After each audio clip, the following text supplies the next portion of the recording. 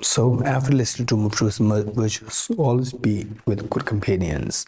Do some practice on daily basis. And then keep expanding it. Don't say that I have no time, no time. Finally, when you reach age 60, 70, 80, you'll regret. And those of us, you are in your 20s, you may, age 60 is too far away. It's not far away. When you're 30s, 40 will knock at the door. When you're 40, 50 is right next to your nose. This is how you'll feel. So therefore, right from now, if you can do something, that would be wonderful. Okay, so what we're doing is not for the sake of ritual, that, is a part of the some retreat rituals. No, we don't have to do this morning session. In many of the retreats, no morning session. And why we're doing this is for us to learn how to do, how to create, how to design a daily practice for yourself. And then what we're doing for 2 hours, now it's going to be less than 2 hours. It's going to be like 1 and 50 minutes. When you do it on your own, it's going to be like 20, 30 minutes. You can congest it to 20, 30 minutes. Okay, good. So what we're doing, just try to remember these. And I hope that the recordings are of some quality. And you can also ask for the recordings later on. You want to watch it and then try to make your own the manual. That would be helpful. Okay. Refuge field. Visualize Buddha Shakyamuni, His Holiness the Dalai Lama, and all the Buddhas Bodhisattvas in the space in front of us as so loving, caring, and embracing.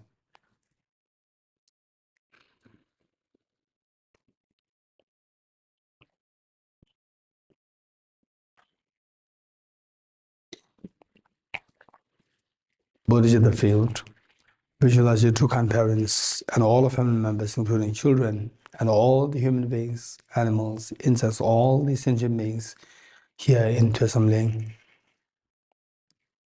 in your own country, in the world, in the Milky Way galaxy, and in the entire universe. And here you are the mother, and all others are like children. And you are there to give full love, attention, affection, and embrace. And the purpose of the practice is to awaken the seed of perfection within you, also referred as the Buddha nature.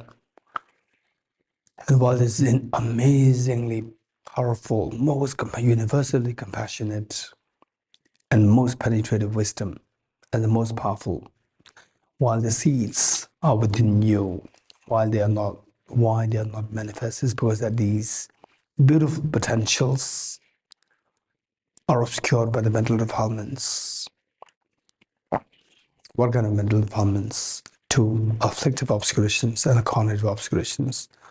Afflictive obscurations constituting of the solid garlic like the mental defilements, contaminant karmas, afflictions, inappropriate attention, and self-grasping ignorance, and the inactive seeds.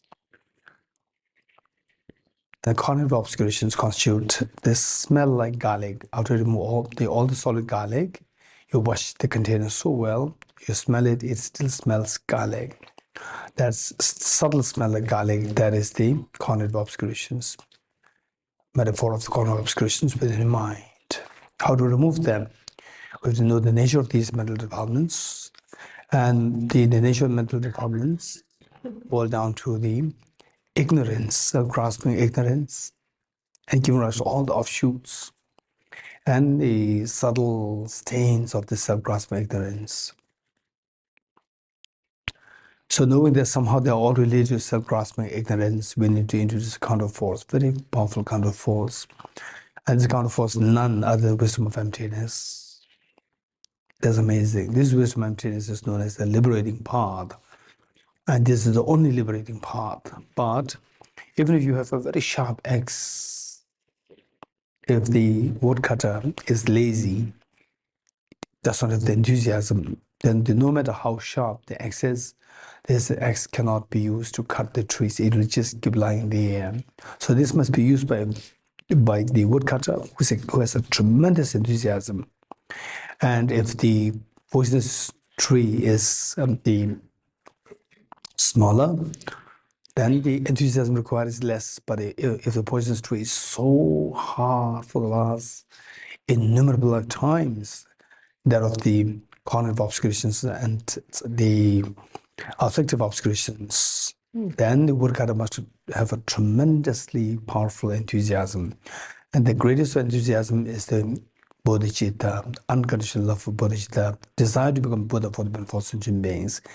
And to have this bodhicitta, it must be supported by renunciation, the desire to get away from miseries for yourself. Only when you have that experience, you can extend this to others, to make it to bodhicitta. So in other words, these three things are referred to as the three principal aspects of the path. So alongside, we can have the single point meditation or the shamatha meditation to stabilize these experiences. So with this background knowledge of why you are doing Dharma, what is Dharma, with this mind, imagine that you are leading this practice and all your dear mothers and are joining us, and all the Buddhas, Bodhisattvas, they are watching us. Okay, let us turn to page 3.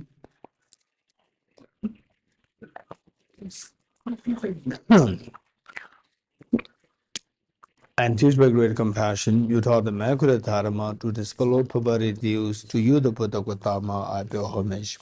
And teach by great compassion, you taught the Immaculate Dharma to dispel all perverted views. To you, the Buddha Gautama, I pay homage. And teach by great compassion, you taught the Immaculate Dharma to dispel all perverted views. To you, the Buddha Gautama, I pay homage.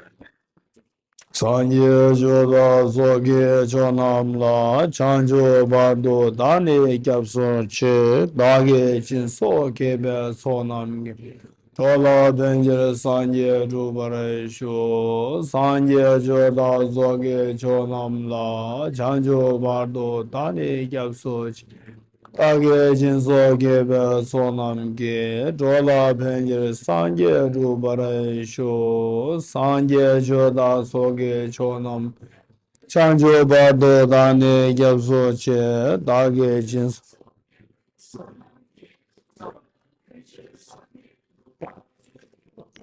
I go for refuge until I'm enlightened to the Buddha, the Dharma, and the Sangha, by my accumulations or practice of giving and so forth.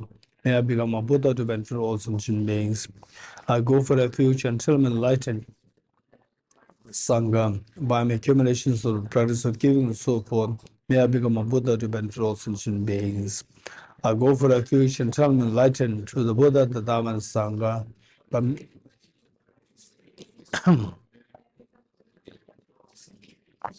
Independent origination, there is no ceasing, no rising, no permanence, no coming, no going, no separateness, no sameness. I prostrate to the consummate Buddha, the supreme of all teachers, the one who taught this peace, which is afraid of elaborations. I prostrate to the mothers of the hearers, the Bodhisattvas and the Buddhas, who wish through the knowledge of all needs, hearing, speaking, causes those helping Margis achieve the aims of the world, and through the possession of which helps subdue and expound a variety of teachings. The one who has transformed into the reliable guide, motivated by altruism to benefit sentient beings. The teacher, Sugata and protector, to you are my prostrations. The one who has eliminated the web of conceptualizations and is endowed with the divine bodies of the vast and the profound, who eternally shines forth the forever noble light rays. To you, the Buddha, I make prostrations.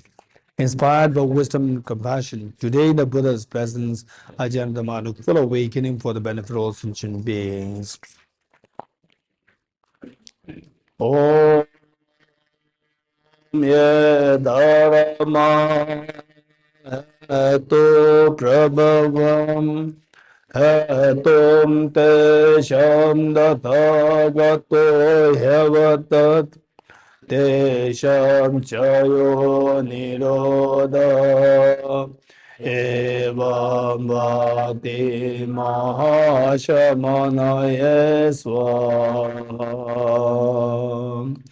Om Ye Dharma Hetu Prabhavam Hetum Tesham Dathagato Yavatat Tesham Chayo Niroda Evam Vati Mahashramanaya Swaha. Om Yedara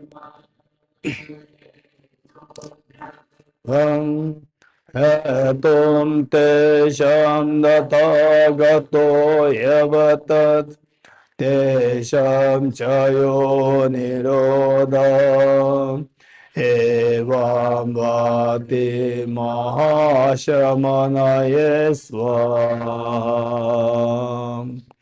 All phenomena arise from causes. The causes are taught by the Tathagata. The cessation causes as well as taught by the great seer. Profound, peaceful, elaboration-free, clear-light, and non-composite. Such is the nectar that Dharma have discovered.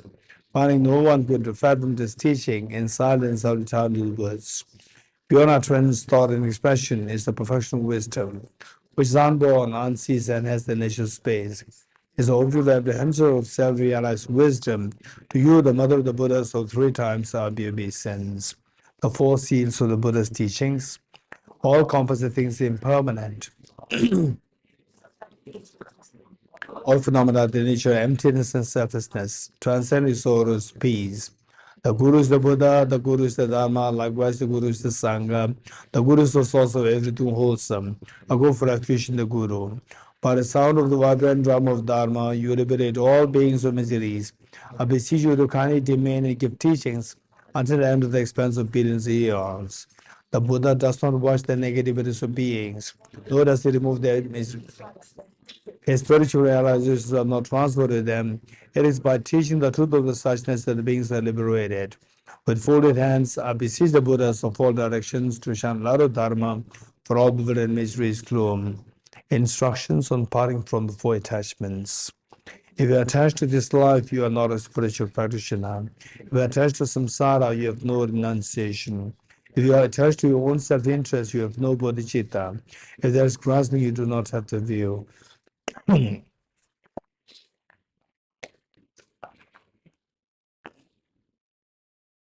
Okay, so this part, I would like to quickly explain this instruction on parting from the 4 attachments.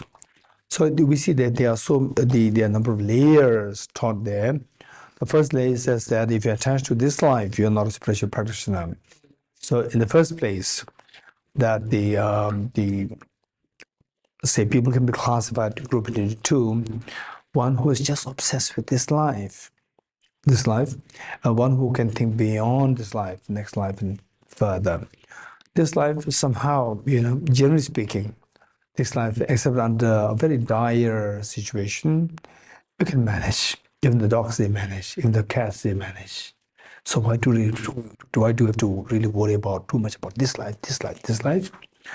And but it doesn't mean that forget about this life. You work on the next life.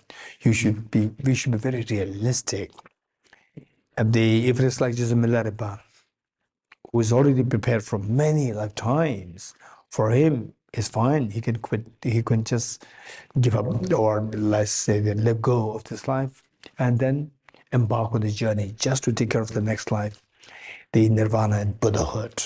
But for us, we should be very realistic to have this potential. And yet, if we don't have it, we should strike a balance. Take care of this life. Also, not to forget next life. So, the moment you take care of this life and also think of the next life. When you think of the next life means has nothing to do with money, has nothing to do with power.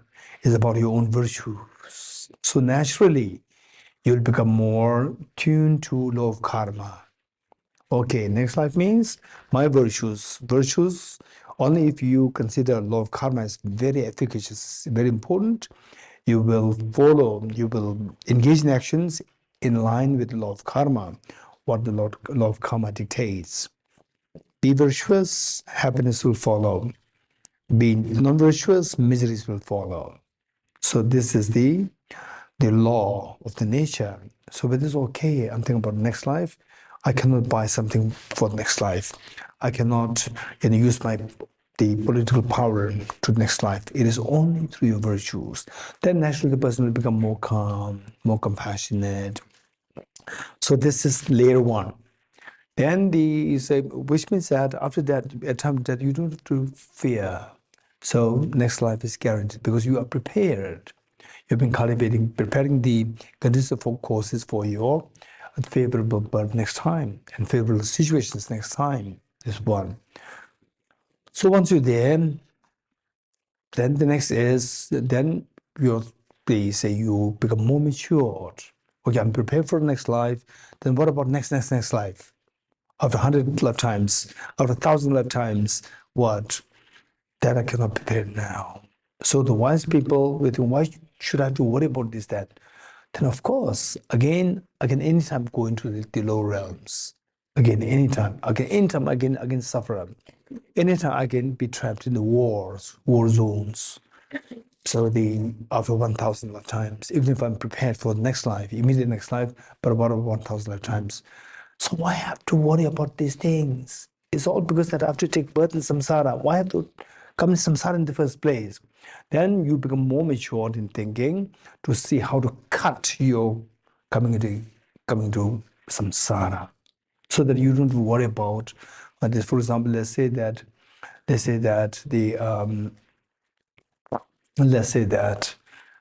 is a poisonous tree there, poisonous tree, and then the wind blows and you have skin rashes from the wind blowing through the poisonous tree. And or again, look, when the spring comes, wind blows, the leaves grows, and then I will have skin rashes. Then again, you chop the, if you don't chop it, you'll continue to have the skin rashes. It's so disturbing, so painful. And somebody tells you, so this is because of this poisonous leaves. Remove the poisonous leaves. I see. Then you become more than just this hand, my hand, poisonous tree. You could see a little further away. Then remove the leaves. Oh, you are rested. Wow. Now it's drying. Now the skin rashes are going away. I'm relieved. Again, next year, the spring, again, the more leaves grow. Again, the skin rashes again come back. Then you become more mature. Okay, now this is from this, but this is what I did last time. It was temporary. Now I have to look for a permanent solution. What do you do? Uproot this tree, poisonous tree. You uproot the poisonous tree, then you don't worry. It's coming back again and again and again. I have to come back to samsara again and again and again. I don't worry about it. Cut the samsara altogether. Cut the self-grasping ignorance. Stop the dream of self-grasping ignorance of the samsara. Okay, so it's number 2. If you attach to samsara, you have no renunciation. Meaning that if you attach to samsara in ways of, say, next life, this is the second layer. The first level is this life, this life, this life. Now you have become a little more mature to think about next life. And even to think of next life, only this, not thinking of going away from samsara altogether, to cut, taking about samsara altogether. That is number 2. If you're attached to samsara, you have no renunciation. Number 2 is renunciation. To cut and leave samsara altogether, so that you don't have to worry about any time again, after many lifetimes again, have to come back to samsara. Tears will again continue. So it says that the cut your samsara together, that is a pure renunciation. Number 3. Now, with the renunciation, you cut the samsara, you have the fearlessness, but you don't have the expansive happiness. Say in the container, you've already removed the solid garlic, but it still smells garlic.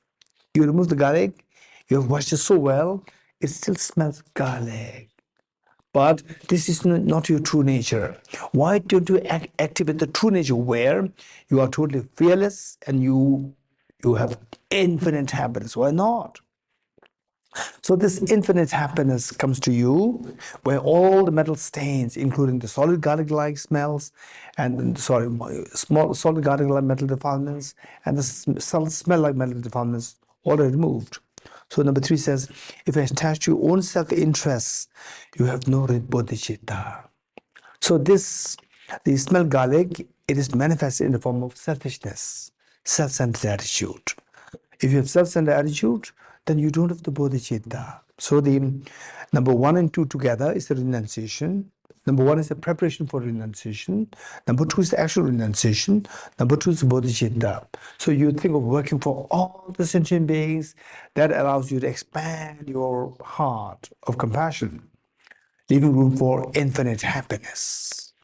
So, but renunciation, bodhicitta, both are aspirations. May I be freed from samsara. May I become Buddha. These two are aspirations. Aspirations means that the two aspirations have to be materialized. How to materialize? Materialize these two goals, these two aspirations, is by cleansing the mental defilements. What cleanses the mental defilements? What is the only liberating path? What is the only liberating path? The wisdom of emptiness. So number four, because the wisdom of emptiness. If there's grasping of objective existence, you do not have the correct view of the wisdom of emptiness. So these, say the first one is preparation. The preparation meaning that in the Laman teaching, this is known as the teaching of the small scope person. Teaching of small scope person, that you should think of life beyond this. If you think of life beyond this, you become a spiritual practitioner. Just like this life, you're not, even if you are gentle, very wise, respected, but you're not a spiritual person. What is a spiritual person? The moment you are able to think beyond this life, you're a spiritual person, number one. Number two, not only beyond life, beyond samsara, that is renunciation. Then, not only beyond samsara for yourself, but for all the sentient beings with infinite bodhicitta. That is number three, bodhicitta. How to materialize the aspirations of these, the goals of these two aspirations? By the wisdom of emptiness. So we see that the three principal parts are there with the preliminary teaching. So the first one, the teaching related to the first one is known as the teaching for the small scope person. Second one, teaching for the middle scope person. And the third and the fourth for teaching of the great scope person. You're getting it? So this constitutes the lumbrium. Okay, so this is coming from a Sakya teaching, Sakya. So likewise, you go to the Kagyu teaching, Nyingma teaching, you see the same structure. And Gelug teaching, same structure. So this is how the wise people approach the path to your own benefit. Okay, we'll see this again together. Instruction on parting from for attachments. If you're attached to this life, you are not a spiritual practitioner. If you're attached to samsara, you have no renunciation. If you're attached to your own self-interest, you have no bodhicitta. If there's grasping, you do not have the view. Okay, page 14.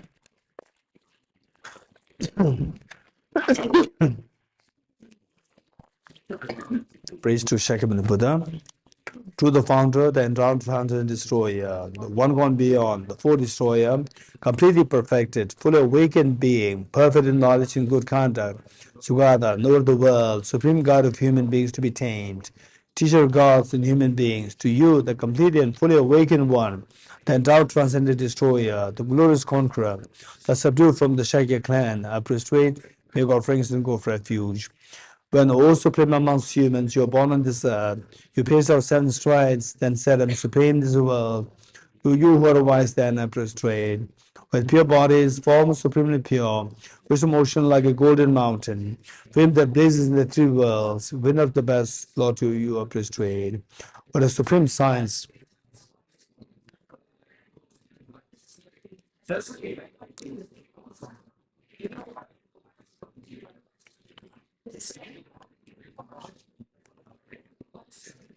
the field of merit with the qualities like a vast ocean. To you, the Tathagata prostrate.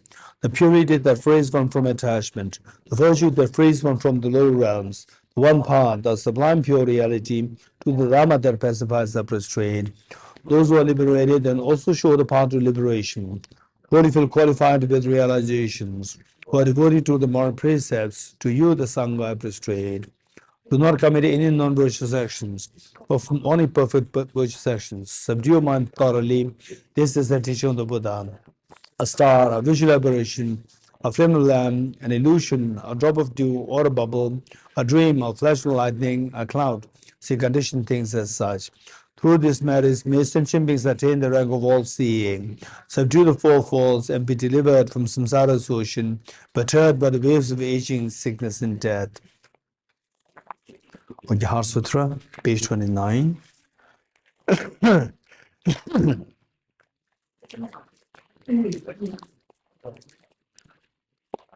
I prostrate to the Aryatubal gem.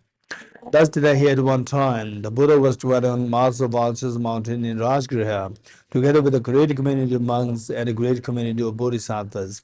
At that time, the Buddha was absorbed in the concentration on the categories of phenomena for profound illumination. Also at that time, the Bodhisattva Mahasattva Arvaduteshvara looked upon the very practice of the profound illumination of wisdom and beheld those five entities also as empty of inherent nature.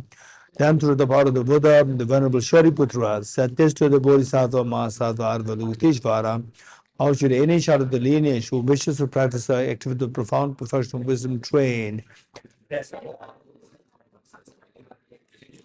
Said this to the Venerable Shariputra: Shariputra, any son of the lineage or daughter of the lineage who wishes to practice the activity of the profound professional wisdom train should look upon it like this, correctly and repeatedly, beholding those five faculties also as empty of inner nature. Form is empty, emptiness is form. Emptiness is not other than form. Form is also not other than emptiness. In the same way, feeling, discrimination, composite factors are empty. Shariputra, likewise, all phenomena are empty, without characteristic, unproduced, unceased, without state, not efficient, not fulfilled. Shariputra, therefore, in emptiness, there is no form, no fading, no discrimination, no composite factors, no consciousness, no eye, no ear, no nose, no tongue, no body, no mind, no visual form, no sound, no smell, no taste, no object of touch, no phenomenon. There's no I element, and so on, up to and including element. There's no ignorance, no extinction of ignorance, and so on, up to and including no aging and death, and no extinction, aging, and death. Similarly, there is no suffering, origination, cessation, and path. There is no exalted wisdom, no attainment, and also no non-attainment. Shariputra, therefore, because there is no attainment, bodhisattvas rely on and dwell in the perfection of wisdom, the mind without obscuration, and thus without fear. Having completely passed beyond error, they reach the endpoint of nirvana. All the Buddhas who dwell in the three times also manifest a completely awakened, unsurpassed, perfect, complete enlightenment in reliance on the perfection of wisdom. Therefore, the mantra of the perfection of wisdom, the mantra of great knowledge, unsurpassed mantra, the mantra equal to the unequaled, mantra that authority pacifies all suffering, should be known as truth, since it is known as false. The mantra of the perfection of wisdom is declared: Yata Om Gade Gade Bara Sam Gade Bodhi Suaham. Shariputra, the Bodhisattva, Mahasattva should train in the profound professional wisdom like that. Then the Buddha arose from that concentration and commanded the Bodhisattva, Mahasattva, Avalokiteshvara, saying, well said, son of the lineage. It is like that, it is like that. One should practice the profound professional wisdom, just as you indicated, even that the Tathagata has rejoiced. The Buddha, having thus spoken, Vatiputra, the Bodhisattva Mahasattva Avalokiteshvara, who surrounding the entirety, along with the world of gods, humans, asuras, and gandharvas, were overjoyed and highly praised that is spoken by the Buddha. Okay, as we recite this Heart Sutra mantra, imagine that you are in the Rajgir, where the Buddha Shakyamuni, His Holiness Dalai Lama, Avalokiteshvara, Shariputra, and all the Buddhas Bodhisattvas are there, just right in front of you, and you are just in the first row there. You, your parents, your children, all the family members, and all the creatures, and in the world, in the sea, in the wilderness, everywhere, the human beings, animals, insects, hungry ghosts, hell beings, God and goddess, spirits, everyone, they're with you. And imagine that the Buddha Shakyamuni is exhorting us thus: don't remain in the fears of samsara. Come to its ultimate happiness. Awaken your Buddha nature and awake the experience, the total fearlessness, infinite happiness. And you hearing what the Buddha Shakyamuni is exhorting us, you then inform this all, your dear messenger makes. Look, this is what a compassionate teacher Buddha Shakyamuni is exhorting us.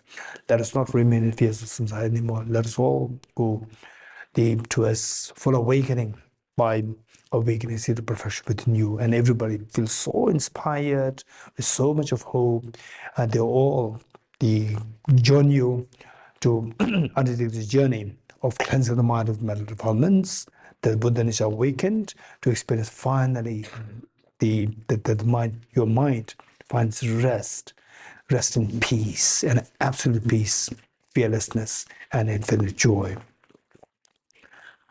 Gade gade paragate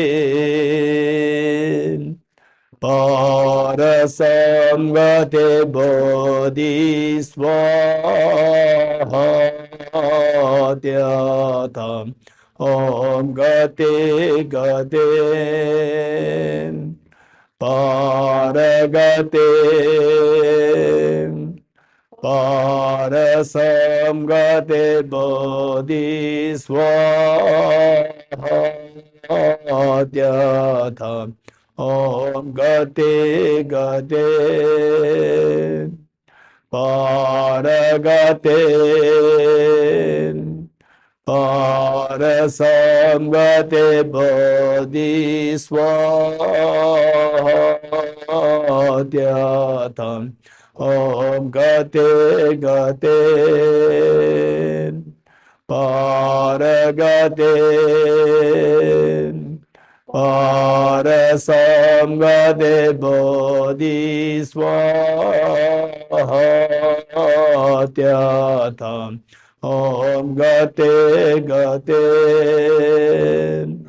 paragate parasamgate bodhisvaha. By the teachings of the three supreme jewels possessing power of truth, may inner and outer influence be transformed, may they be dispelled, may they be non-existent, may they be pacified, may all negative forces opposed to the Dharma be completely pacified, may the host of 80,000 of seals be pacified, may we be separated from problems and conditions harmful to the Dharma, may all enjoyments be in accord with the Dharma, may all special signs of perfect happiness pervade this place now. Okay, 8 verses of my training to subdue ego and boost our self-confidence by Geshe Dorji. With the determination to achieve the highest aim for the benefit of all sentient beings. Okay, sorry, it is on page 35. Page 35. Page 35.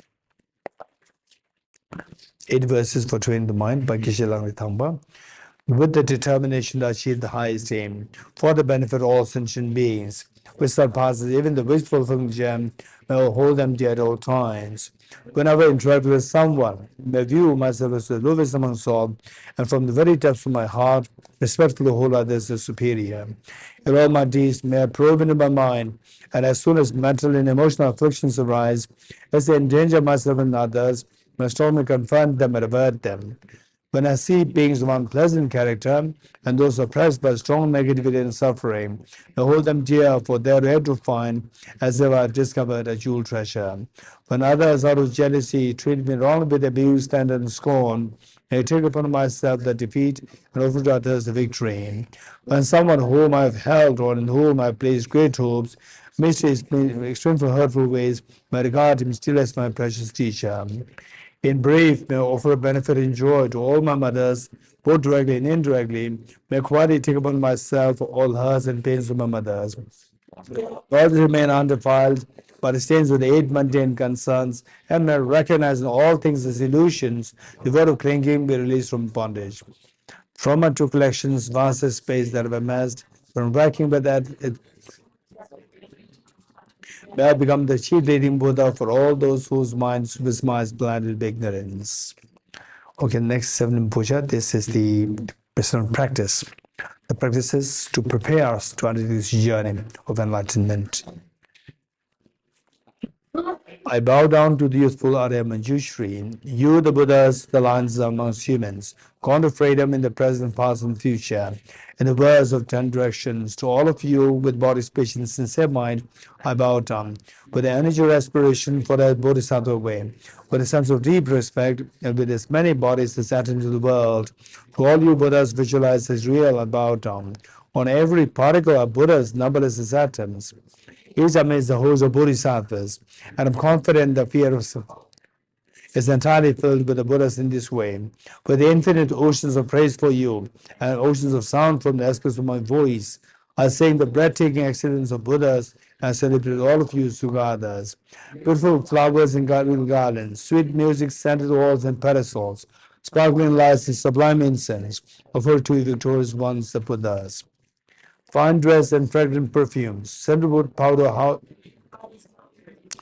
wonders offering offered to victorious ones, with transcendent offerings, peerless and vast, with profound admiration for all the Buddhas, with strength of conviction in the Bodhisattva way, offer and bow down to all victorious ones. Every harmful action I've done with my body, speech, and mind, overwhelmed by attachment, anger, and ignorance, all these are openly laid bare before you. I lift my heart and rejoice in all the merits of the Buddhas and Bodhisattvas in 10 directions, of solitary realizers here still training and those beyond, and of all ordinary beings. You are the bright lights of the worlds in 10 directions. You have attained the Buddha's omniscience through the stages of awakening. All you who are my guides, please turn the supreme will of Dharma. With palms together, I earnestly request you who may actualize parinirvana. Please stay with us for eons numberless as atoms of the world.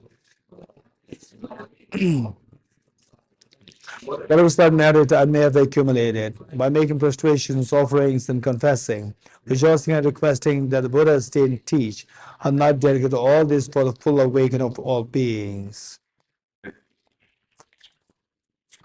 Okay, mandal offering, next page, page 40.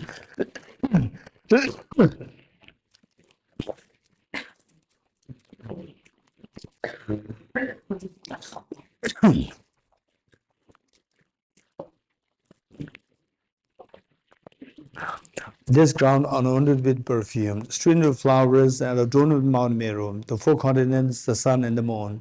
I imagine this as a Buddha filled and offered. May all sentient beings attain the pure land. O Sajibe Ge Joshe Mendo Ta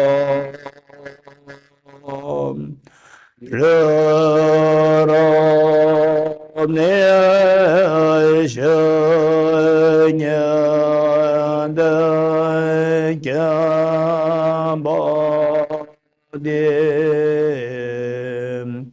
Sanje Shendo Mede Devayin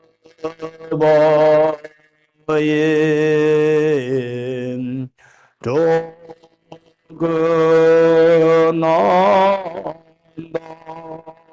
Shenlam Barai. May I be the four dharmas of Venerable. May I be blessed that my mind is directed towards the Dharma. May I be blessed that my Dharma practice is on the proper path. May I be blessed that the path is fulfilled flaws. May I be blessed that the flaws are seen in the light of exalted wisdom. The four dharmas of Venerable Bhikshu Mahasattva, becoming utterly frustrated with the ignorance that grasps at true existence. Please bless me to generate genuine renunciation, seeing all as with samsara as visually repulsive. That my mind stream overflows with the precious bodhicitta that cherishes others more than myself. Please that immaculate experience of the wisdom of emptiness that does not see even an atom of intrinsic reality on the basis of understanding how things come into being by dependent origination through mere conditioning. Please bless me that my mind stream overflows with the precious freedom, wisdom of the non-duality, bliss and emptiness. Edam Guru Rana Menda Lagam Nirateyami. Okay, the next page, Foundation of All Good Qualities, which is the roadmap to enlightenment by Lama Tsongkhapa. The foundation of all good qualities is a kind and perfect Guru. Correct devotion with palm. By clearly seeing this and applying great investment, I rely upon with great respect.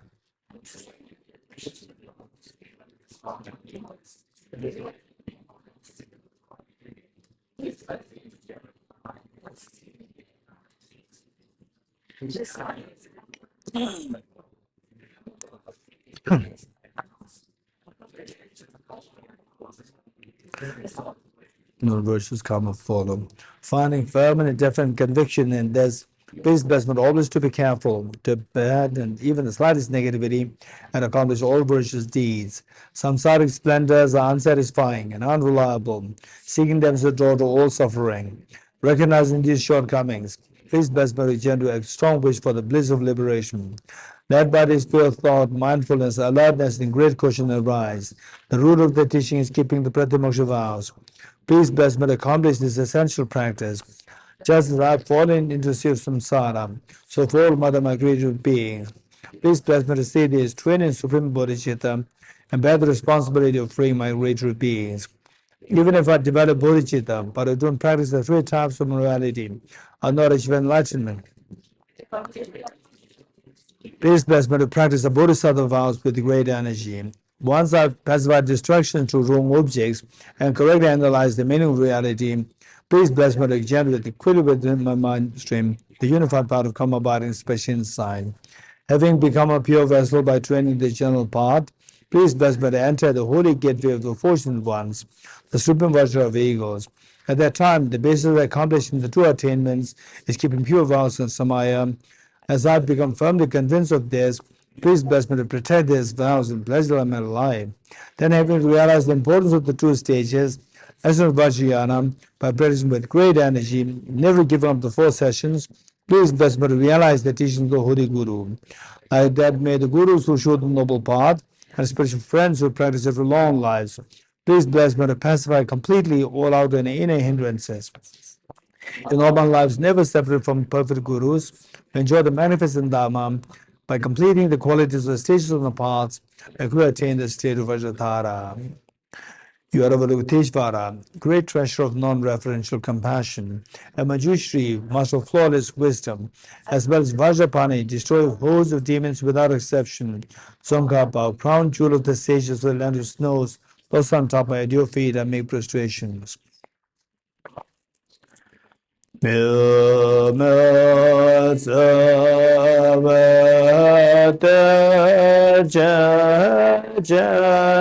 res te me kembe ombo jambe yam Kanjen kebe tsu ge tso gaba lo sa ta be sha la so wa de me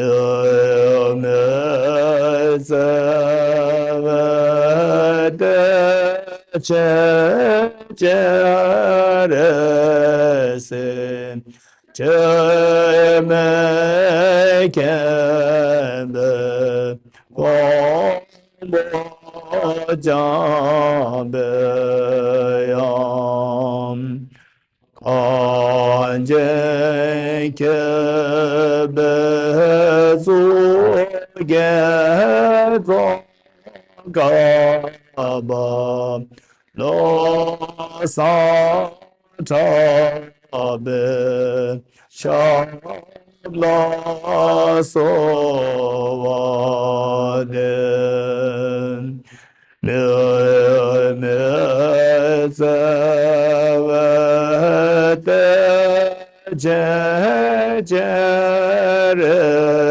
Jeresin Temekembe Wombo Jambeyam Kanjen kebe zu gezo gaba lo sa tabe shala so vande Okay, next actual practice, which is referred to as generating the amount of consuming yoga in Tibetan, Tamje Neju Sim Gyeba. Okay, for this, first, it has 4 parts: single point meditation or shamatha meditation, renunciation, bodhicitta, wisdom of emptiness. 4. So first we'll do the single point meditation for 5 minutes. 5 minutes. And the 4 points to keep in mind: body posture, focal point, identifying the errors of meditation, and applying the remedies to overcome the errors. And for the body posture, backbone upright is very important, eyes not closed. Then for the focal point, counting the breath and visualizing the tiny dot between your upper lip. And the errors, mental laxity, and mental excitement. And what remedies? The remedies, what are they? Introspection and mindfulness. Good. So these are not to be missed. Let us mind 5 minutes. Ready?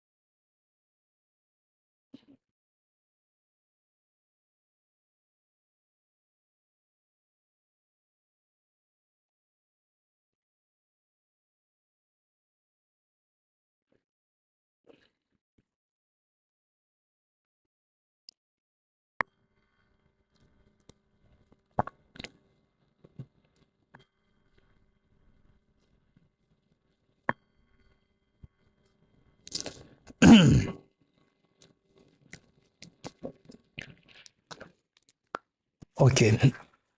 And next renunciation.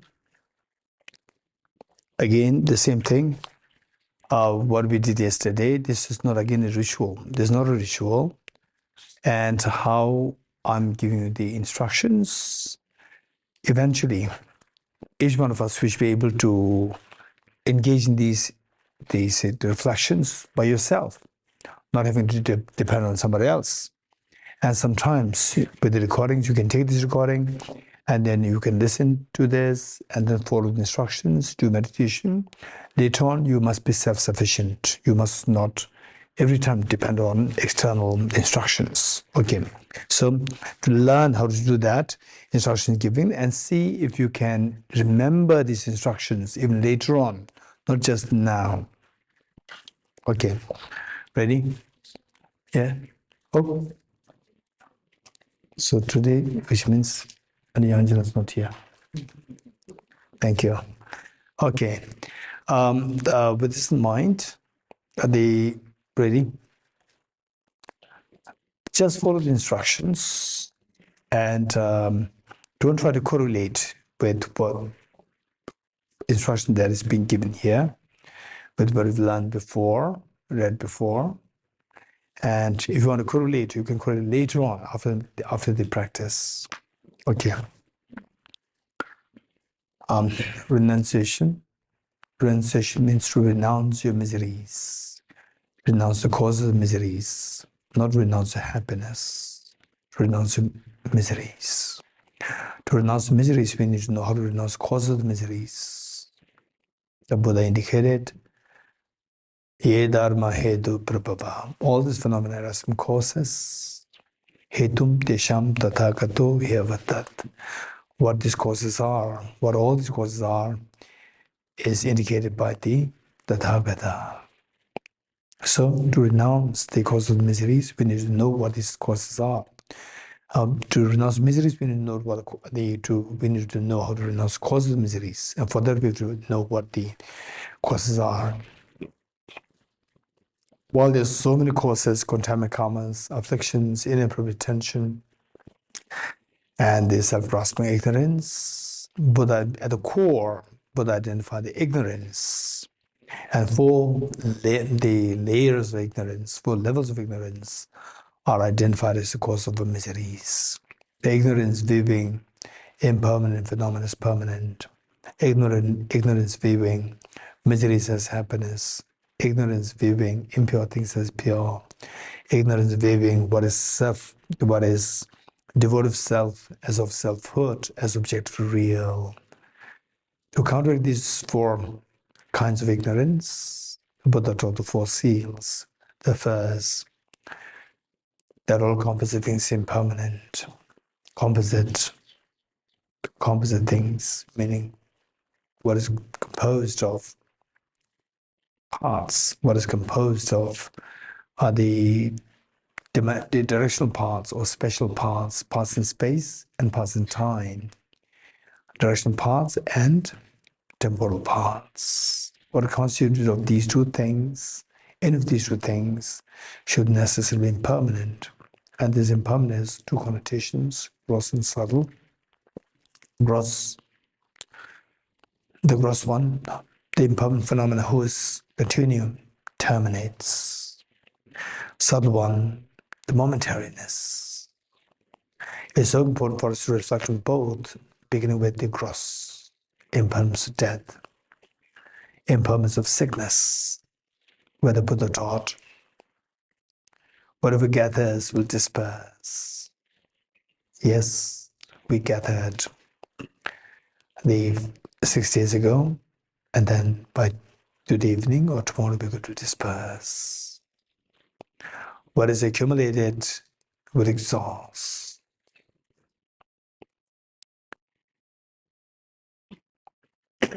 What stands falls. What is born dies. It's reality. This is the impermanence.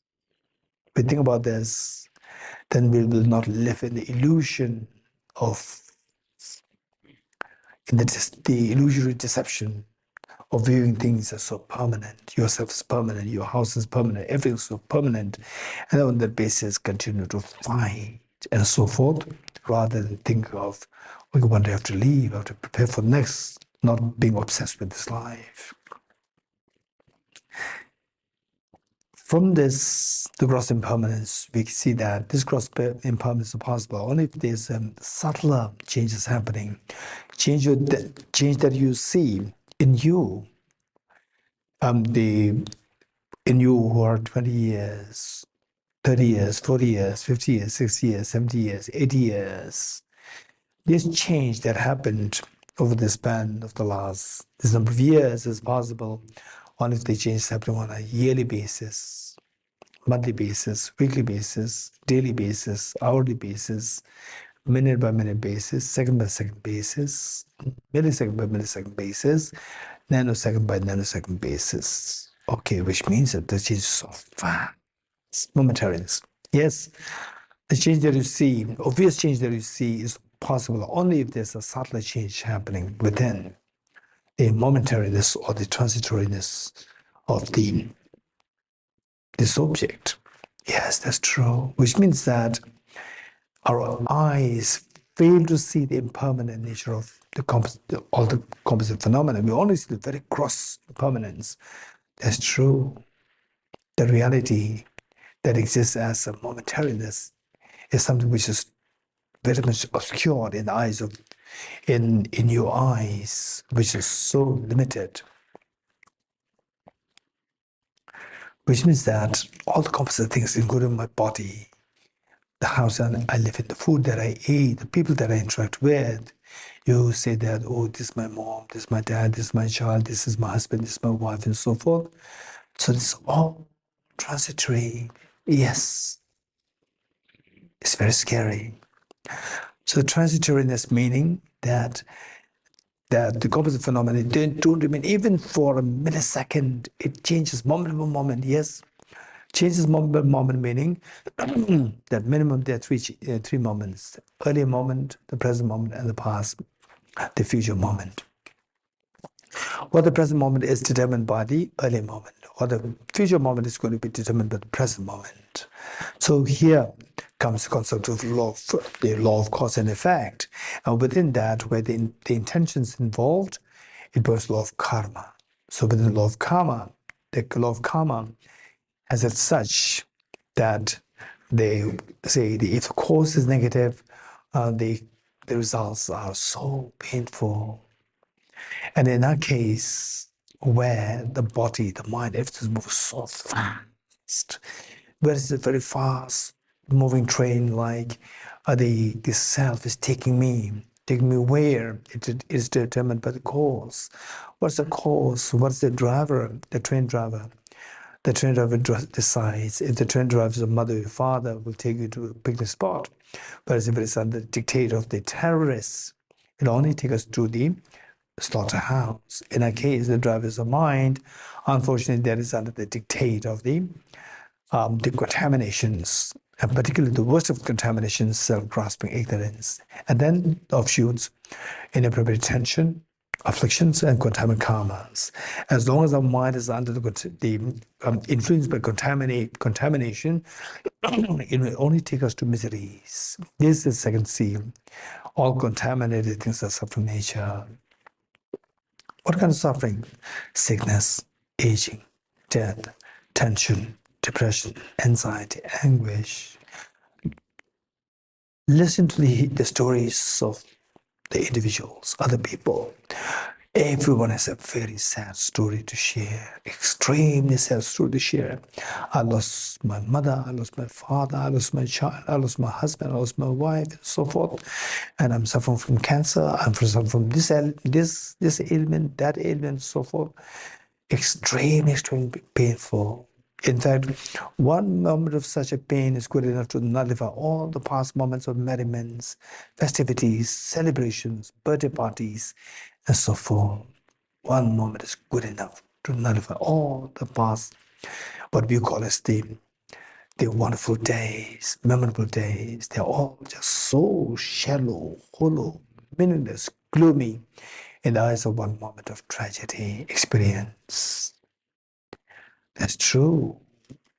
So the fact that we have taken birth so innumerable times, which means that we've gone through tears innumerable times, we shed tears of seeing the death of near and dear ones, seeing the death, going through your own death, and so forth, in endless, incessant shedding tears happened all alone. Yes, it's very tiring. When will this stop? When will these tears stop altogether? They will never stop. These miseries will never stop until you put a concerted effort. What kind of effort? Effort to curb the ultimate cause of suffering. What is the ultimate cause of suffering? Self-grasping ignorance. How do you remove this? Introduce the counterforce, which is the wisdom. What is the wisdom? Wisdom, by the very definition, is a discerning mind whose apprehension of the object tallies with reality. What's the reality? The reality is what the Buddha indicated in the third seal, that everything is the nature of selflessness and emptiness. Okay, let's quickly meditate on emptiness. Now, today, we'll meditate on emptiness of somebody who you love so much, your mom, your dad, your husband, your wife, your child, whoever. Let's meditate on emptiness of that.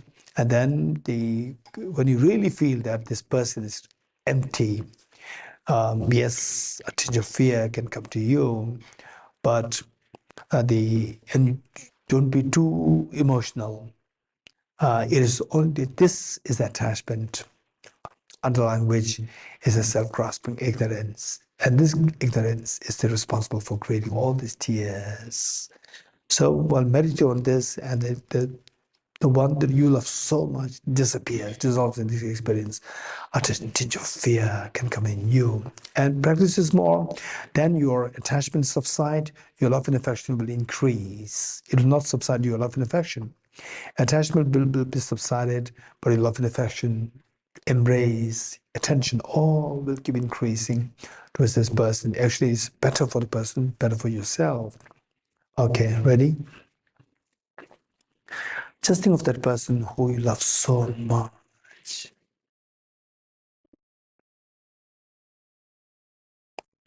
And how does this person appear to you? That is in lieu of the identified object, essential of identified object negation. How does this person appear to you? Like a dream? Or so nothing like a dream, is so objectively, so solid there. Of course, so solidly there, so objectively there. This belief that this person is objectively there, this is self-grasping ignorance. And this is responsible for all your miseries. Okay. How do you know that this person does not exist objectively? How do you know that? Remember what Arjuna said. If the mirage were to be water, were not those close by the mirage see water? Let me repeat it. If the mirage were to be water, were not those close by the mirage see water? If this person to whom I love so much were exist objectively, why don't I see this person as I go closer to the object? Okay, let us now go closer to the object by subjecting this person to ultimate analysis. Subject this person to ultimate analysis, just ignore all those things which are not this person. We are only interested to look for the objective existence, the person who you love so much. Subject this person to ultimate analysis, we see a very thin layers of skin. Behind that, the fatty tissues. Behind that, the muscles, cartilages. And alongside, the whole skeleton, the heart, the lungs, the liver, pancreas, intestine, stomach, gallbladder. All these solid parts of this person constitute the element of earth. And in fact, that none of the element of earth of this person is to be identified objectively as the person. Okay, this. And the water, 4 liters of blood, which is pumped in and out by the heart of the person to different parts of the body, even that's also not this person. Element of air, element of fire, 2,600 joules of energy of this person's body, Of course, that is not that person. Element of air, 4.6 liters of air that this person breathes in and out through his or her lungs. Of course, that is not this person. What is left now? Space, atom space. 99.99% of the body of that person is space. But the space vacuum in nature, and this person is solid in nature. So the space also not this person. What is left? Now the mind of the person is left, consciousness of the person is left. Even the element of consciousness is also not this person. I can see this person. I cannot see this person's mind. And so that also that this person is male, female, but the mind does not have a gender. Gender is posited on the basis of the body. So this mind or the element of consciousness is also not this person. Okay. Now in the eyes of this ultimate analysis, what you see, I just see the 6 elements of this person. Which of the 6 elements is to be identified as objectively as one, intrinsically as one with a person? None. Okay, if none of these 6 elements are to be intrinsically one, found as intrinsically one with that person, just see if it exists as different from the 6 elements. Remove 6 elements. What is left? Nothing is left. So that is the sense of understanding the emptiness of objects being different from its parts. And these are the only 2 alternatives for this person to exist objectively. And both alternatives are ruled out. So now from the object, what is there as this person? Where is this person? Is totally non-existent in the eyes of ultimate analysis. Simply because a person is non-existent in the eyes of ultimate analysis doesn't mean that it's non-existent. It is non-existent objectively. But subjectively, it does exist. In the eyes of the conventional analysis, it does exist. But what we're looking for is we're looking for objective existence, self, the person, and this too, the empty. A tinge of a fear can come to you. It does, and the tickling sensations come to you, can flow through your mind, through your body. Stay in this experience for a while. It's amazing. It's so powerful, like a powerful exercise in meditation. But what's the benefit of this meditation? Yes, just as this person to whom I love so much dissolves in this experience, if I subject all my miseries, sickness, aging, death, tension, depression, anxiety, anguish, your cancer illness, the tendency for us to die, to meet with accidents and so forth, when we subject all these things to ultimate analysis, the way we did to the loved one, all this will be likewise dissolved. The moment these agitations, these pains dissolve, these sorrows dissolve, your mental disturbance dissolves.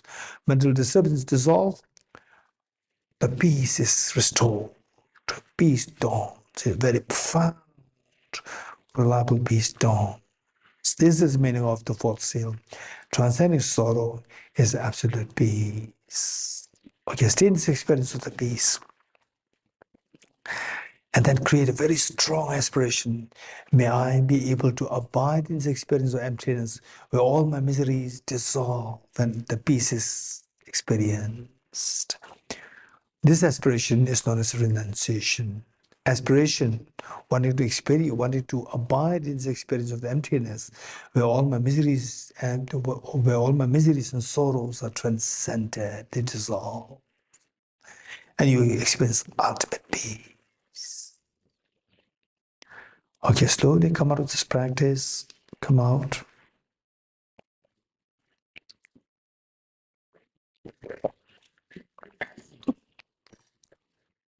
Okay, next bodhicitta.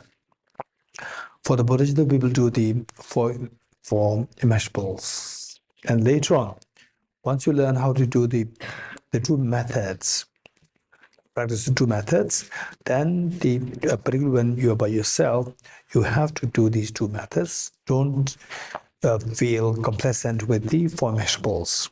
Do the 4 immeasurables must be, but the main practice must be these 2 methods.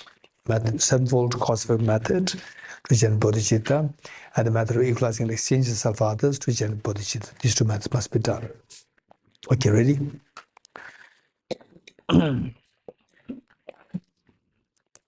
For the Bodhisattva practice, we require so much of support from all the Bodhisattvas. Visualize all the Bodhisattvas in the space in front of us, and so loving, caring, embracing.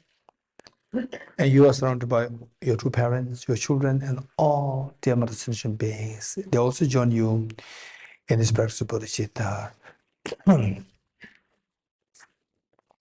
for immeasurables. And these practices, at times you may feel that they're so superficial. My mind really doesn't resonate with these reflections or the practices. Don't worry. This is how we practice music. When you for the first time, when you put your fingers on the keyboard, no music comes out. It's just a very random sound, noise comes out. And only through doing it over and over again, eventually it becomes a very beautiful music. Likewise, this practice can be very superficial, and do it consistently with a heart in this, and gradually become so beautiful practice. Okay. Immeasurable loving kindness.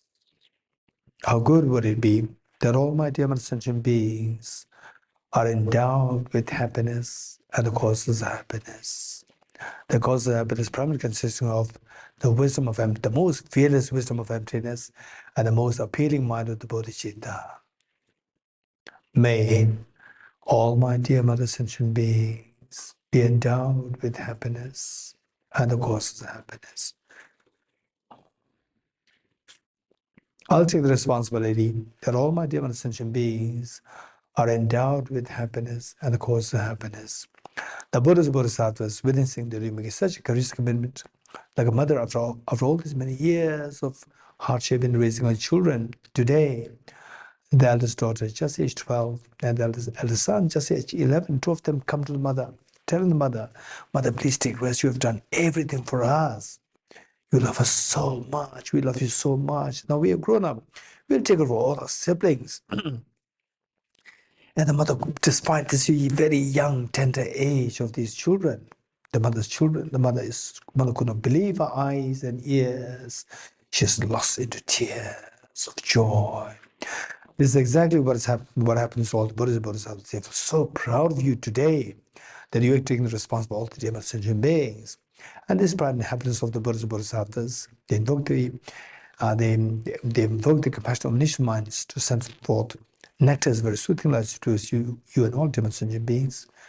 The mere touch of lights and nectars with the body speaks to yours instills in all happiness and causes happiness within you and all the dear sentient beings.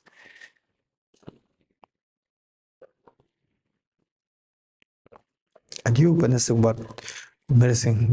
such a miracle that happens to all the dear sentient beings, you're intense happy. Take 3 deep breaths, sigh with relief.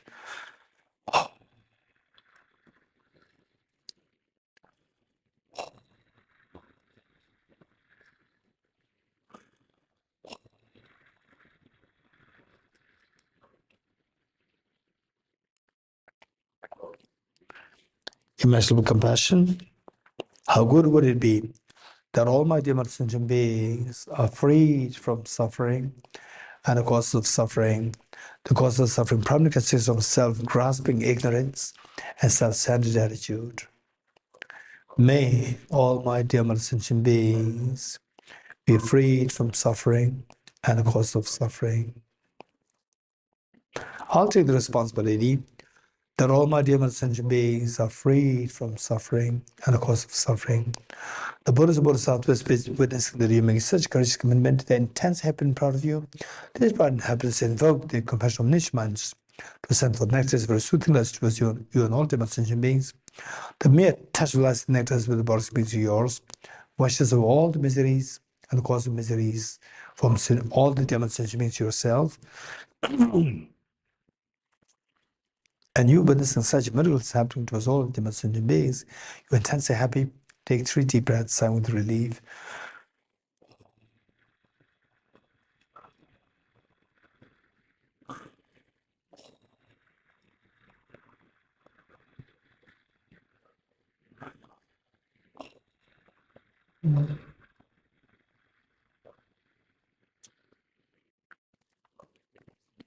Immeasurable joy. How good would it be that all my demon sentient beings are never separated from happiness and the cause of the happiness that they're endowed with? May all my dear mother sentient beings never be separated from happiness and the cause of the happiness that they're endowed with. I'll take the responsibility that all my dear mother sentient beings are never separated from happiness and the cause of the happiness that they're endowed with. The Buddhas and Bodhisattvas witnessing the make such a courageous commitment, the intense happy and proud of you. This bright happiness invoke the compassion of omniscient minds to the center of nectar of soothing lights towards you and all ultimate sentient beings. The mere touch of lights and nectars with the bodies beings yours stabilizes the happiness and the cause of the happiness that the beings endowed with.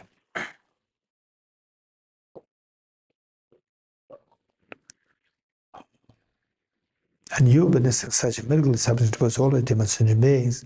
You're intensely happy. Take 3 deep breaths, sound with relief.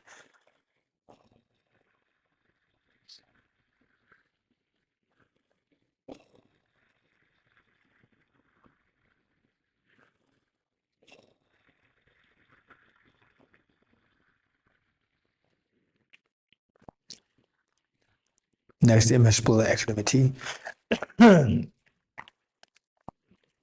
How good would it be that all my dear sentient beings are freed from the biased attitude of excessive attachment towards some and aversion towards others, and instead abide in the great state of equanimity, embracing all other demons sentient beings equally, leaving none aside.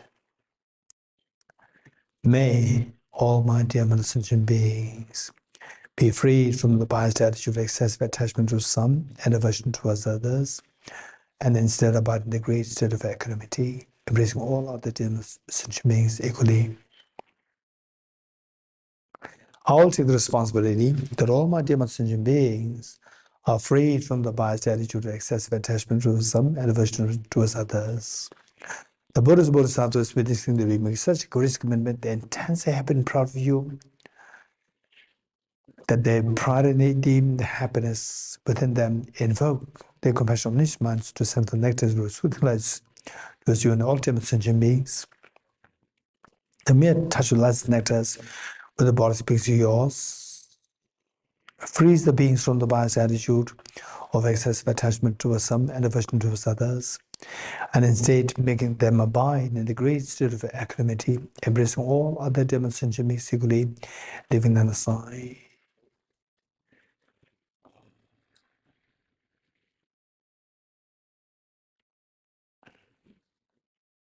And you, witnessing such a miracle acceptance towards all the demon sentient beings, you're intensely happy. Take 3 deep breaths, sigh with relief.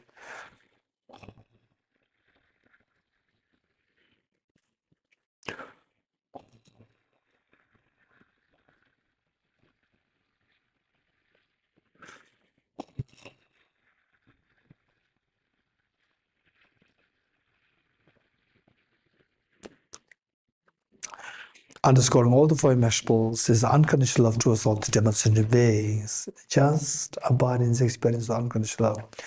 This unconditional love towards all the beings, this is root cause of your full awakening, of your attaining Buddhahood. That's amazing, so precious. And imagine that you're looking at the eyes of each of the sentient beings, reassuring them that I'm there to take care of you. And each of the sentient beings, they feel themselves so special in your eyes. Okay, with folded hands, let us make a bodhicitta commitment together. May I become Buddha for the benefit of all my dear mother sentient beings. May I become Buddha for the benefit of all my dear mother sentient beings. May I become Buddha for the benefit of all my dear mother sentient beings. This bodhicitta, this is the most beautiful mind that can possibly exist in the whole entire universe. So precious. And slowly transform this beautiful mind of bodhicitta into a spotlessly clean moon disk, horizontally sitting with the heart. Okay, that's amazing that you made such a courageous commitment to bodhicitta. Bodhicitta, that's amazing. To become Buddha for the benefit of sentient beings. But do you know that no matter how much you squeeze a handful of sand, no oil comes out of that. Yes, I know that. I'm not a handful of sunflower seeds. Instead, I'm like I'm not a handful of I'm not like a handful of sand. Instead, I'm like a handful of sunflower seeds, squeezing which oil does come out. There's a potential of the oil within the sunflower seeds. I have the potential within me, the seed of perfection, seed of Buddhahood within me. But how come that is not activated since time immemorial till now?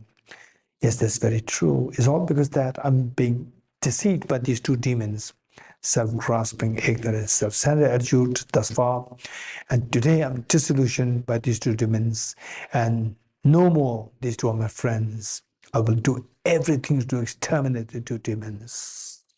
I will do that, but it's order to do a very powerful remedy. What remedy? The wisdom of emptiness, the most fearless mind of the wisdom of emptiness. What is that like? Let's quickly retrieve the experience of the wisdom of emptiness, which we meditated, related to you, the someone who loves you so much, as the third seal, as a part of the four seals. Okay, let's quickly think of this person who you love so much. Okay. Subjecting this person to ultimate analysis, you end up seeing 6 elements: earth, water, fire, space, consciousness. Okay. Now tell me, in the eyes of ultimate analysis, which of the 6 elements is this person to be identified as one with the person? None. And then if not the 6 elements, see if it is different from the 6 elements. Remove the 6 elements, what is there as a person? Nothing's there as the person who I love so much. Nowhere to be seen. What's the conclusion? From the object, there's nothing to be identified as the person who I love so much. This is a discovery that you're making. This is not what your mind is fabricating. This is not what your mind is fabricating. It's simply the discovery that you're making. You're discovering this. This has been the reality since beginner's time. But we're being deceived by this self-grasping ignorance to view this person as objectively all the time. And today I've discovered the reality. So precious.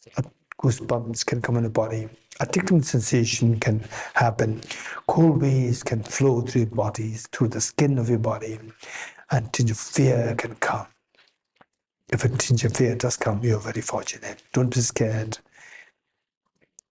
Doing this practice over and over again, this fear will be replaced by acute tranquility. Okay, so this wisdom, to see that nothing exists objectively, this is the liberating path. This is the only liberating path, accompanied by the bodhicitta and the wisdom of emptiness.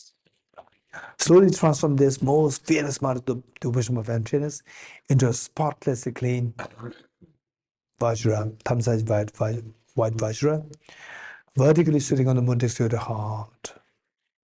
Okay, that's amazing. Now you have the moon, symbolic of conventional bodhicitta. The mind wishing to become Buddha for the benefit of sentient beings, which is like the main trunk of the enlightenment. And the Vajra is symbolic of the ultimate bodhicitta, the non-dual wisdom of emptiness present in the Arya Bodhisattvas. This guarantees us to eradicate all the afflictive obscurations as well as the cognitive obscurations. Thereby your Buddha nature is going to be manifested in the full form, in the form of full Buddhahood. Amazing. Yes, let us not forget that why this is a reality happening so positive, so precious. Let's not forget your two parents, your children, and all the family members, and all the dear sentient beings. They are suffering so much. Yes, I know that. You generate intense compassion towards all the dear sentient beings. And this compassion invokes the Vajramuni of the heart to multiply infinite number of times. Share one set of the Vajramuni at the heart of your mother, One said at the heart of your father, one said with each one of your children, one said with each one of family members, one said with each of the creatures, animals, insects, human beings here in this Tesam Lake. One with each of the sentient beings in the world, in the Milky Way galaxy, and in the entire universe. Now, all the sentient beings, all these trillions of creatures in the oceans, in the forest, in the wilderness, everyone, the spirits, Holy Ghost, helpings, everyone has this version moon as a gift from you. Amazing and precious. Amazing. Now they as well are going to be protected. They as well eventually we're going to experience the fearless and infinite happiness. Yes. Let's not forget. All the Buddhas, Bodhisattvas, they're watching us with so much of pride and happiness. Why not we request the Buddhas and Bodhisattvas to be the witness and our guest in undertaking the ceremony of taking the aspiration Bodhisattva vow. As a gesture making request to this to all Buddhas Bodhisattvas, along with all demonstration beings, let us slowly stand up to make three prostrations to all Buddhas Bodhisattvas.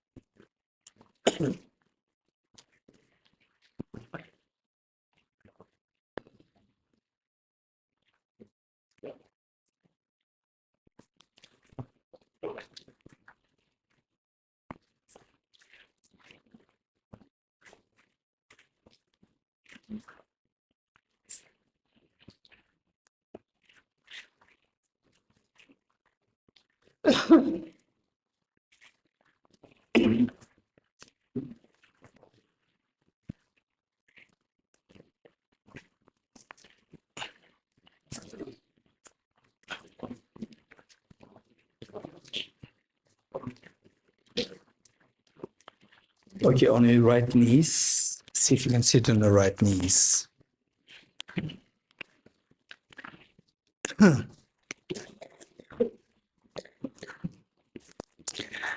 And since it will take a little time, maybe 4 or 5 minutes, in between, if you feel the pain in your legs, then at that point, then you can sit in the most comfortable position. It should not disturb, this pain should not disturb your the ceremony of taking the aspiration Bodhisattva vow.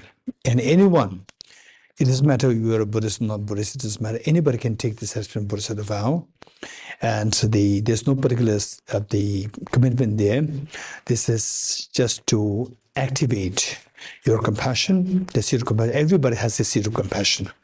So this will help us to activate that. And those who do feel that I must generate bodhicitta, this is going to be a great opportunity for us to feel that.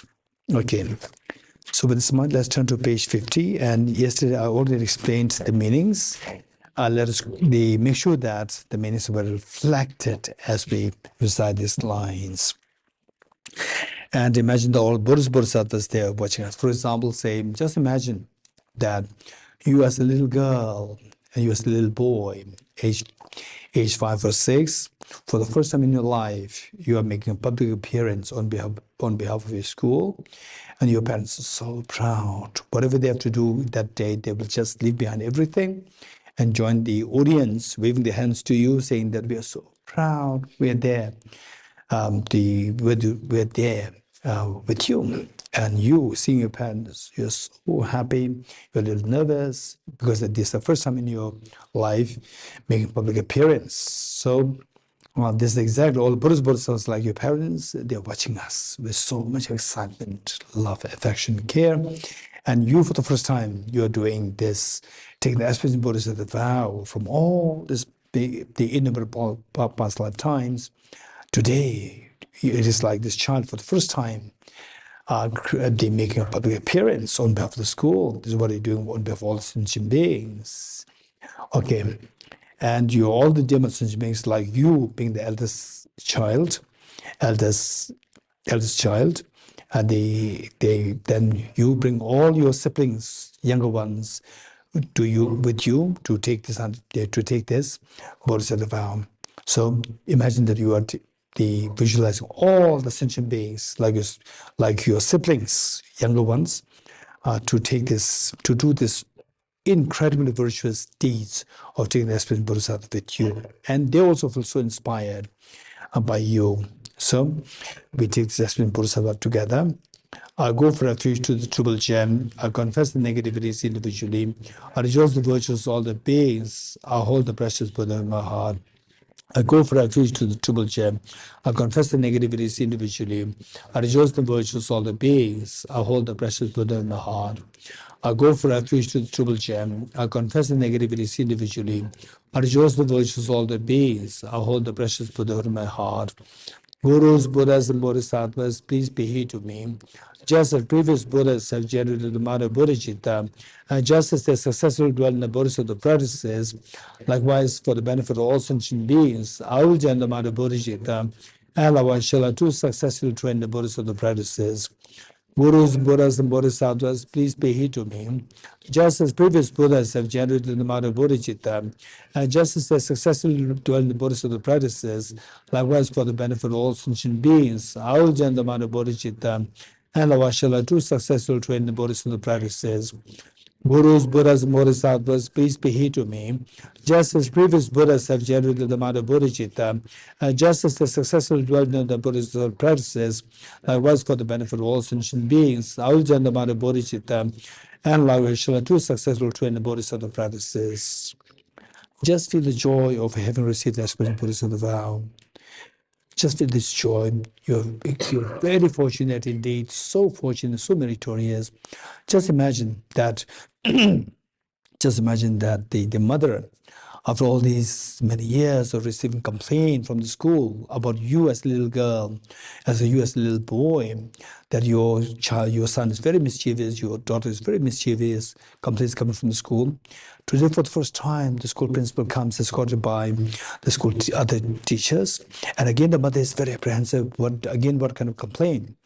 And school principal said, no, we came here to congratulate you. For what? Your son and your daughter, both of them are selected as the best students of this school for this year. The mother could not believe her eyes and ears. After all these many years of receiving complaints, today hearing something so pleasant. This is exactly what is happening to all the Buddhist Bodhisattvas. So after all these innumerable lifetimes of we being like very mischievous small boys and girls, bringing complaints to Buddhist Bodhisattvas that we are doing bad things here, negative karmas here, there, so forth.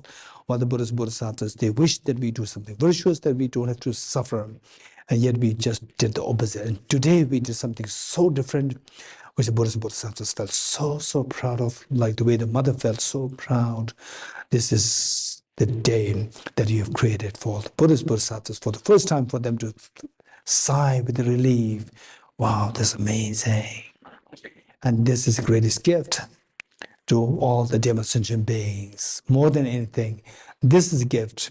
This is the most precious gift for all the demon sentient beings, to take them to the state of fearlessness, infinite happiness. And today you have gifted them with this gift. And of all the offerings that you can make to all Buddhist Bodhisattvas, the Buddha very clearly indicated that of all the offerings, imagine the whole universe filled with gems, and offer them to all the Buddhist Bodhisattvas. For one moment of genuine compassion that far excels the offering of the universe filled with gems offered all Buddhist Bodhisattvas. If this were to be the case, what to mention of our having taken the aspiration Bodhisattva vow today, this is so precious. And today, if you have made this offering to all the Buddhist Bodhisattvas, the best of the offerings that you can think of, and out of all what we did in this life, in the past life, and today in this life, we see that this is the greatest meaning of your life. And today you extract this meaning. And all these wonders are happening because of the blessings of all the Buddhist Bodhisattvas. As a gesture of thanking all the Buddhist Bodhisattvas, let us stand up to make 3 prostrations along with all demon sentient beings.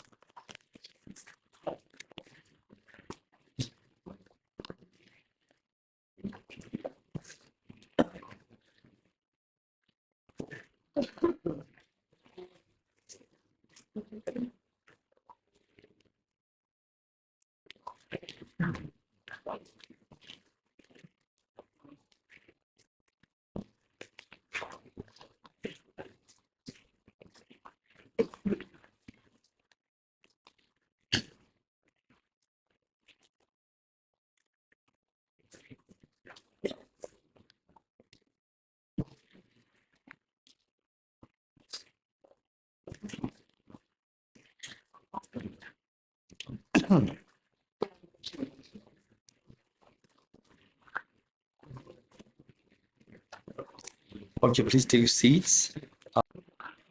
So what we did now, this of course is very auspicious, very precious, a great opportunity. And then the same thing happens. That to make this happen, the next life as well, in the future lives as well, we include them in a very powerful, in form very powerful prayer, which will be fit one. Throughout my future lifetimes, may I always be guided by compassion Buddha and be able to uphold the true precious bodhicittas even at the cost of my life. Throughout my future lifetimes, may I always be guided by the compassion Buddha and be able to uphold the true precious bodhicittas even at the cost of my life. Throughout my future lifetimes, may I always be guided by the compassion Buddha and be able to uphold the true precious bodhicittas even at the cost of my life. In order to further increase this bodhicitta from now on, those with discernment who have lucidly seized and awakened the mind of bodhicitta in this way should highly praise in the following manner. Today my life has borne fruit. Having well obtained this human existence, I've been born in the family of the Buddha, and now I'm one of Buddha's children. Thus, whatever actions I do from now on must be in accord with the family. Never shall I disgrace or pollute this noble and unsullied race.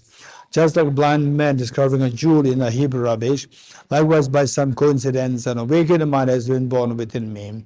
It is supreme ambrosia that overcomes the sovereignty of death, is the inexhaustible treasure that eliminates all poverty in the world, is the supreme medicine that quells the world's disease, is the tree that shelters all beings wandering and tired on the path of conditioned existence, is this universal bridge that leads to freedom from unhappy states of birth, is the dawning moon of the mind that dispels the torment of disturbing conceptions, is the great sun that finally removes the misty ignorance of the world. It is the quintessential butter from the channel of the milk of Dharma. For all those guests traveling on the path of conditioned existence who wish to experience the boundless of happiness, this will satisfy them with joy and actually place them in supreme bliss. Today, in the presence of all the protectors and by the world to be guests at a festival of temporary and ultimate delight, may gods, demigods, and all be joyful. But you would dedication prayer now. So with this, let us dedicate. No doubt we have become the last 5 days and this morning's the practice. No doubt we have become so much of merit, virtues, and let's dedicate this for the long life of His Holiness the Dalai Lama, the true source of joy and happiness on earth today, and who is the bright eyes to let the people see the things more realistically.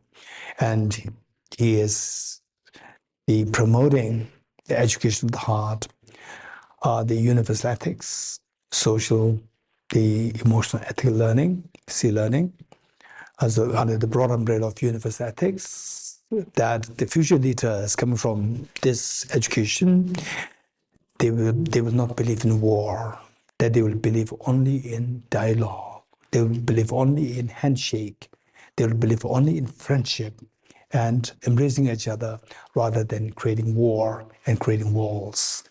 So let us pray that His holiness lives long and that His dream, that His vision of this universal ethics for the world come true on the massive scale, and also that the Buddha's teachings of compassion, universal ethics, compassion, bodhicitta, wisdom, and emptiness, they thrive in the minds of all human sentient beings. And may the war subsides, may the war stop as soon as possible in Ukraine, and may all the border tensions all over the world stop, and may the people live in harmony, peace, and fearless. So with this mind, let us dedicate the verses together, page 52. I dedicate the mat that's gathered towards realization that is in the prayers of all Buddhists and Bodhisattvas of 3 times, and to the upholding of the doctrine, scripture, and insight.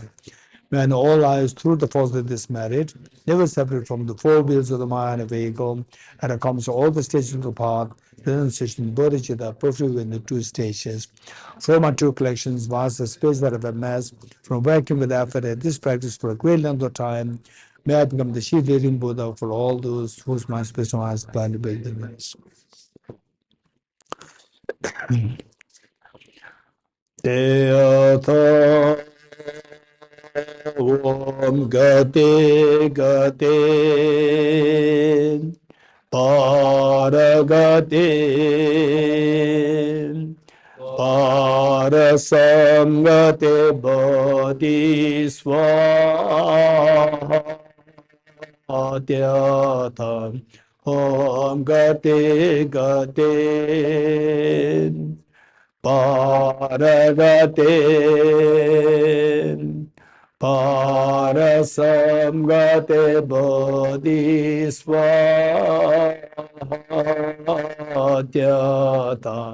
Om Gate Gate